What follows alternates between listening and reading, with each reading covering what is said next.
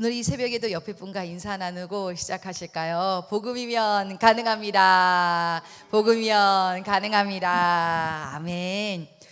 바울은요, 로마서 1장에서 교회 밖에 세상 사람들 혹은 교회 안에 들어오긴 했지만 여전히 세상에 죄악된 그 때를 벗지 못하는 초신자들을 향해 말씀으로 권면을 했었죠. 그리고 오늘 2장에서는요, 이제는 교회 안의 사람들, 초신자들이 아닌 기존의 신자들, 유대인 그리스도인들을 향한 말씀입니다. 오늘날로 따지면은 모태 신앙인 혹은 교회 생활을 아주 오래 해온 사람들을 향한 경고의 말씀인 것인데요. 당시 로마 교회 안에는 아직 세상의 때를 벗지 못한 이방인 그리스도인과 또 전통적인 유대인 그리스도인이 함께 공존을 했었는데요.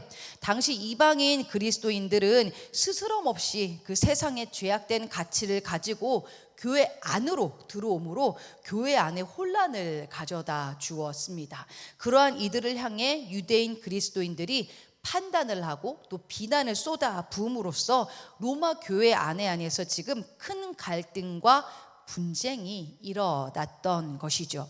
그런데요, 여기서 옳고 그름을 분별하는 판단 그 자체가 여러분 나쁜 것은 사실 아닙니다. 무엇이 옳은지 무엇이 그른지는 우리가 알아야 되잖아요. 그러나 오늘 2장 1절에 보니까요, 그렇게 판단하는 자가 자기도 똑같은 죄를 저지르고 있으면서 판단을 하더라라는 거예요. 여러분, 교회 안에서도 보면은요, 누군가를 판단하고 계신 그 성도님을 보면 본인 안에도 신기하게 그게 있을 때가 있어요. 그렇죠? 아유, 저 성도가 아주 이기적이라서 참 곤란해 하는데 그 안에도 있는 거예요. 그렇죠? 맞아요. 참 신기해요. 아니, 저 친구는 왜 맨날 저렇게 지각을 해? 하면서 나도 모르게 지각을 하게 되는 거예요. 그것처럼요, 신기하게 판단을 할 때는 우리가 정말로 조심해야 될 것이 그 죄가 먼저는 내 안에 있다라는 것을 밝히 봐야 된다라는 거죠.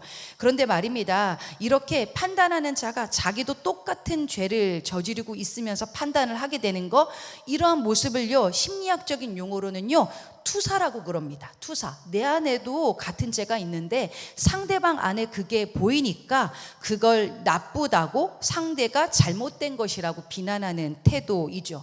나는 옳지만 너는 틀렸어. 뭐 심리학적 용어로는 투사라고는 할 수 있겠지만 우리 어떤 신앙적인 용어로는 이거는요, 자기 의로 충만한 상태이다라는 것이요. 자기 의. 여기서 한 단계 더 나아가서요, 상대방을 마치 신앙의 하수인 것처럼 우리도 모르게 판단하고, 그리고 자신은 의롭고 신앙이 좋은 것처럼 위선적인 태도가 보여질 때가 있다라는 것이죠. 이게 바로 무엇입니까? 외식이다라는 거예요. 우리도 모르게 그런 얘기를 할 때가 있어요. 아유, 내가 교회를 몇 년을 다녔는데, 내가 그 큰 교회에서 얼마나 큰 프로그램 행사를 진행을 해 봤었는데, 혹은 기도를 몇 시간을 했는데, 40일 금식 기도 해 봤는데, 이러한 것들이요, 여러분, 이렇게 뭔가 나의 경험이나 내가 가지고 있는 그런 종교 행위가 내 안에 의로움이 돼서 그것이 기준이 되어가지고 너 그 모습 믿음 아니야? 그거 믿음 없는 모습이야?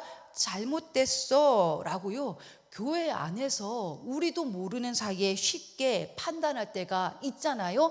이것이 무엇이다? 위선과 외식의 모습이다라는 것입니다. 이처럼 투사, 자기의, 위선과 외식, 이러한 사람들을 향해서요, 오늘 2절과 3절에서는 쉽게 사람을 판단하고 자신도 그런 죄를 짓는 사람아, 내가 하나님의 심판을 피할 줄로 생각하느냐?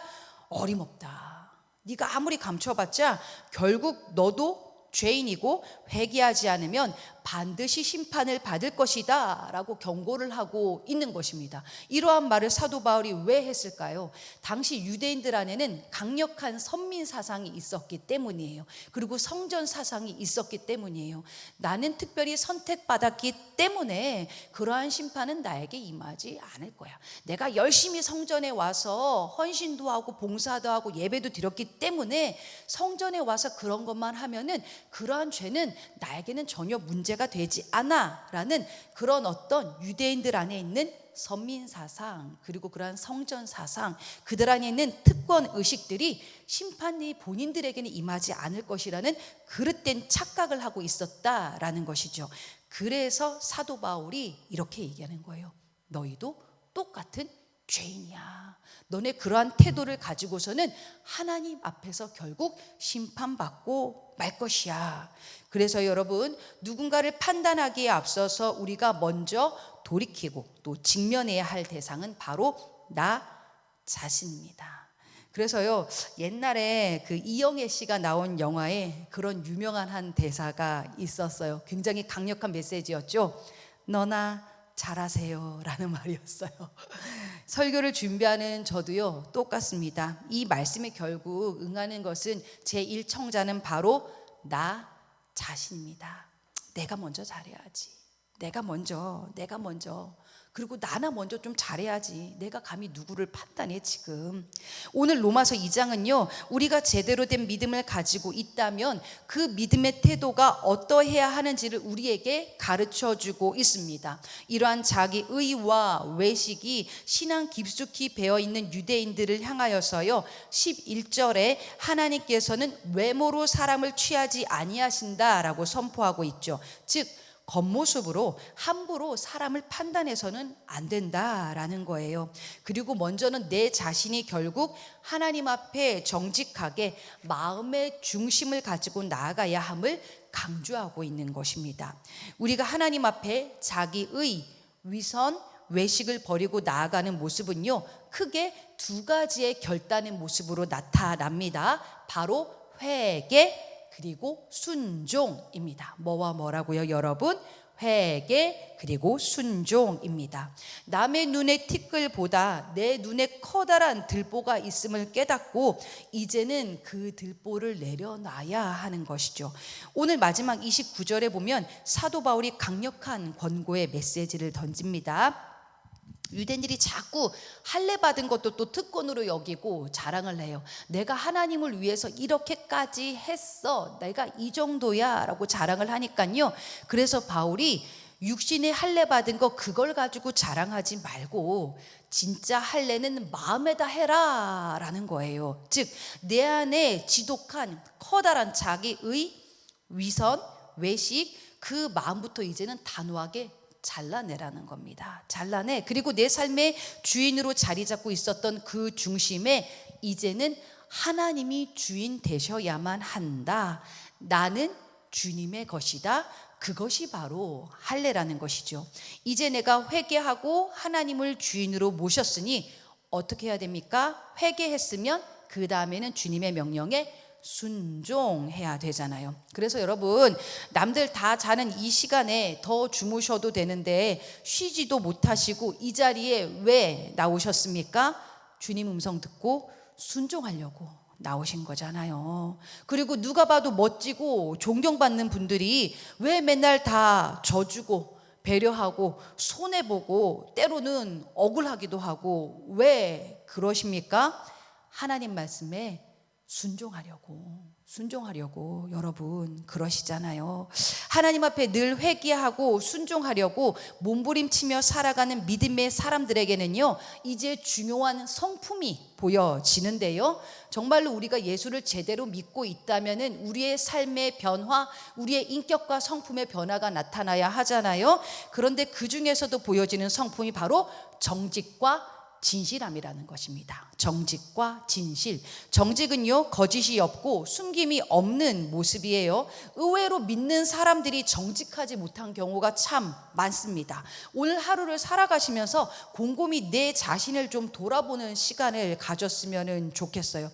로마서를 배워가면서 자꾸 나를 점검하고 내 삶을 맞닥뜨리는 거예요. 물질에 관하여, 시간에 관하여, 관계에 관하여 왜 그렇게 감추지?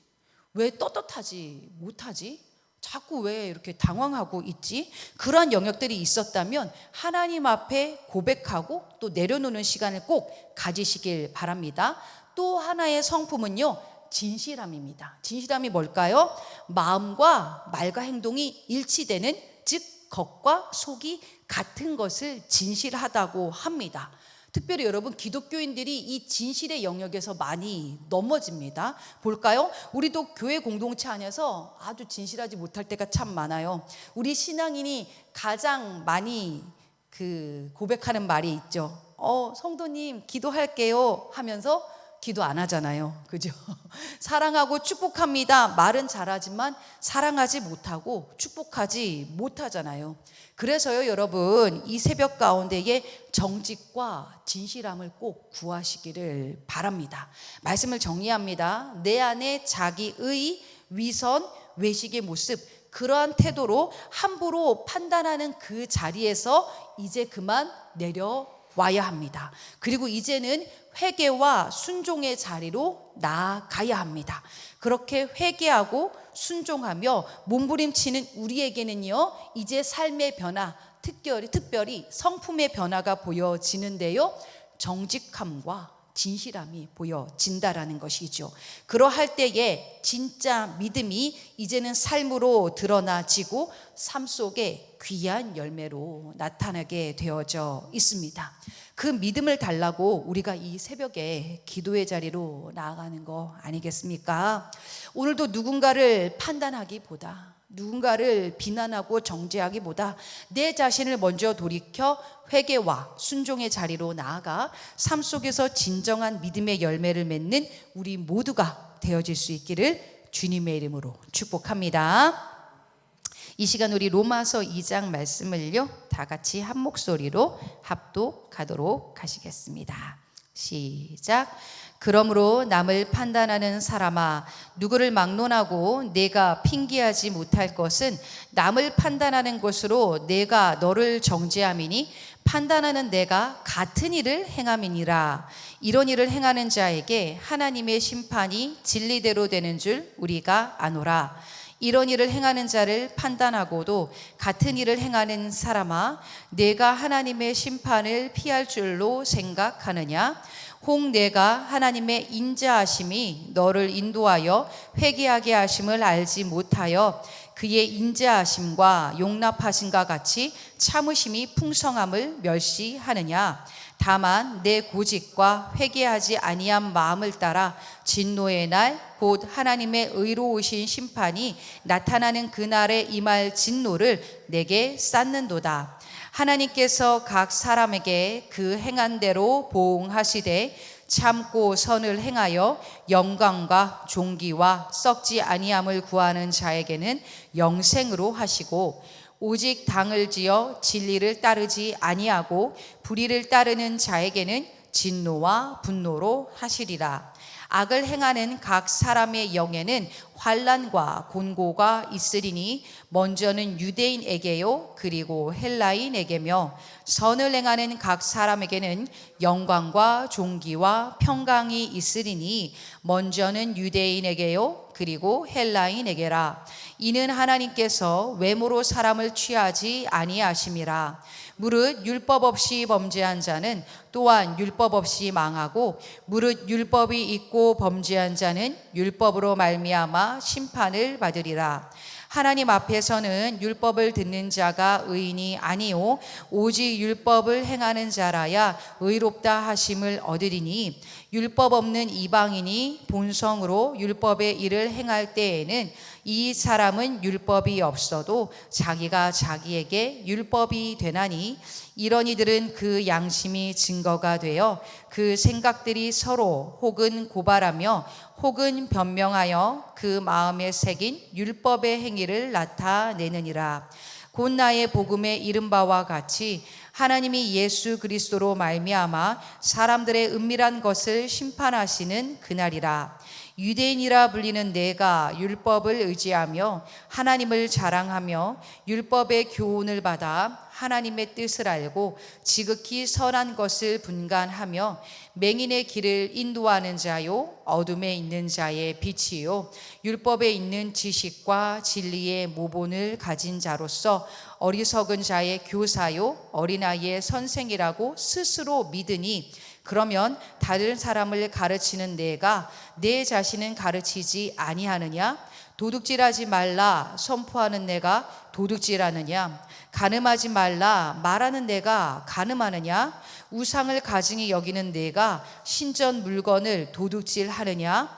율법을 자랑하는 내가 율법을 범함으로 하나님을 욕되게 하느냐? 기록된 바와 같이 하나님의 이름이 너희 때문에 이방인 중에서 모독을 받는도다. 내가 율법을 행하면 할례가 유익하나 만일 율법을 범하면 내 할례는 무할례가 되느니라. 그런즉 무할례자가 율법의 규례를 지키면 그 무할례를 할례와 같이 여길 것이 아니냐. 또한 본래 무할례자가 율법을 온전히 지키면 율법 조문과 할례를 가지고 율법을 범하는 너를 정죄하지 아니하겠느냐. 무릇 표면적 유대인이 아니요 표면적 육신의 할례가 아니니라. 오직 이면적 유대인이 유대인이며 할례는 마음에 할지니 영에 있고 율법 조문에 있지 아니한 것이라. 그 칭찬이 사람에게서가 아니요 다만 하나님에게서니라. 아멘.